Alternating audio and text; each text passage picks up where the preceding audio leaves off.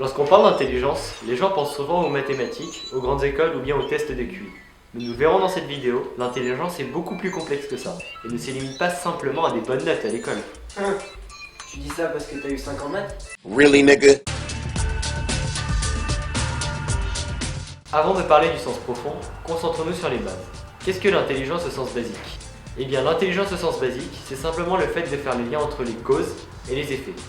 Ce lien de cause à effet est une sorte de « cette action mène à cela, et je vais faire ou ne pas faire cela pour qu'elle se produise ou pas ». Cela peut paraître tout simple, mais elle est pourtant le principe même de la réflexion, le fait de trouver une solution à un problème. D'autres espèces persistent encore grâce à l'instinct intégré à la naissance. Pour reprendre mon exemple précédent, l'instinct est une sorte de « il se passe ça, et donc je fais ça ». Si vous avez quelques rudiments en programmation, cela correspond à une instruction if-then. L'instinct est aussi ce que l'on appelle grossièrement une émotion chez l'homme. Une émotion est une réaction psychologique et physique à une situation. Elle est intégrée dans notre ADN. Elle a d'abord une manifestation intérieure et génère une manifestation extérieure. Les émotions ont été sélectionnées par l'évolution pour augmenter la survie de l'espèce. Par exemple, les émotions positives ressenties au goût du sucré permettent de percevoir le nécessaire énergétique, contrairement au goût de l'amertume qui est superflu pour l'organisme et qui provoque une sensation de dégoût. Ou encore la peur, qui est une émotion qui sert encore à nous protéger des dangers, comme le vide ou les espèces animales douteuses. Certaines expressions du visage également nous mettent en garde du danger par instinct. Tout cela fait partie des émotions. Nous, humains intelligents, car oui, nous sommes intelligents, tout comme les singes, les cochons ou même les corbeaux, nous possédons bien sûr des émotions intégrées à la naissance. Et celles-ci nous poussent souvent à faire des actions que notre raisonnement ou notre conscient ne souhaitait pas faire, sous l'effet de la colère par exemple. Nous l'avons vu dans le tableau. Il est important de le préciser, cette capacité d'intelligence n'est pas propre à l'homme. Bien sûr, l'homme a une capacité de raisonnement bien supérieure à d'autres animaux comme les singes. Mais les singes, par exemple, savent fabriquer des outils pour résoudre leurs problèmes. Ils sont donc intelligents. Nous savons maintenant ce qui est intelligent. Vous vous demandez alors qu'est-ce qui n'est pas intelligent? En contre-exemple, on peut citer une plante qui n'est pas intelligente. Elle n'apprend rien et elle exécute et survit par instinct.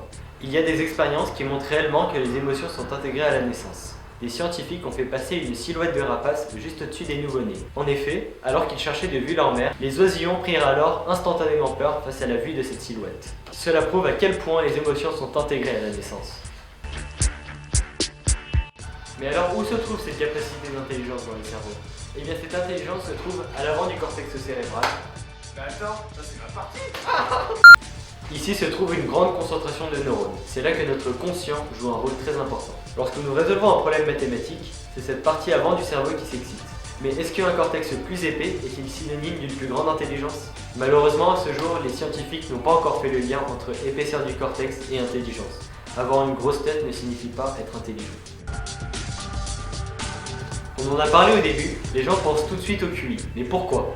Contrairement à une idée reçue, le QI ne prétend pas vraiment être une réelle mesure de l'intelligence, mais plutôt une évaluation des capacités d'un individu par rapport à d'autres personnes du même âge. Dès la fin du 19e siècle, des scientifiques se penchent sur la question de la mesure de l'intelligence. Et c'est vrai qu'au premier abord, cette idée de mesurer l'intelligence est plutôt satisfaisante. Celle-ci étant caractérisée par le fait de faire des liens entre objets, un examen qui mesure cette habilité semble tout à fait concluant.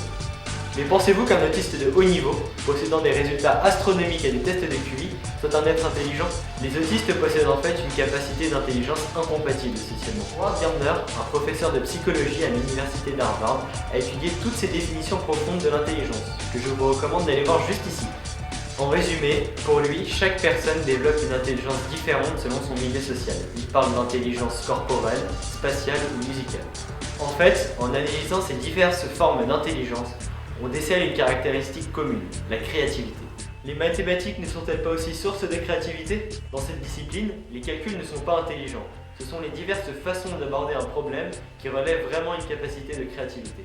Ce sont en fait ces préjugés du cerveau qui freinent notre créativité. Lorsque nous sommes habitués à faire un calcul ou bien à faire un trajet pour aller au travail, ce n'est pas notre conscient qui est activé, mais bel et bien notre inconscient, si bien que lorsque nous nous trouvons face à cette tâche, c'est l'automatisme qui prend le dessus face à la conscience. C'est donc la créativité qui fait l'intelligence. En effet, elle n'est pas capable d'établir un raisonnement face à un problème posé. Son comportement est similaire à celui d'une plante. Elle exécute sans vraiment se poser de questions.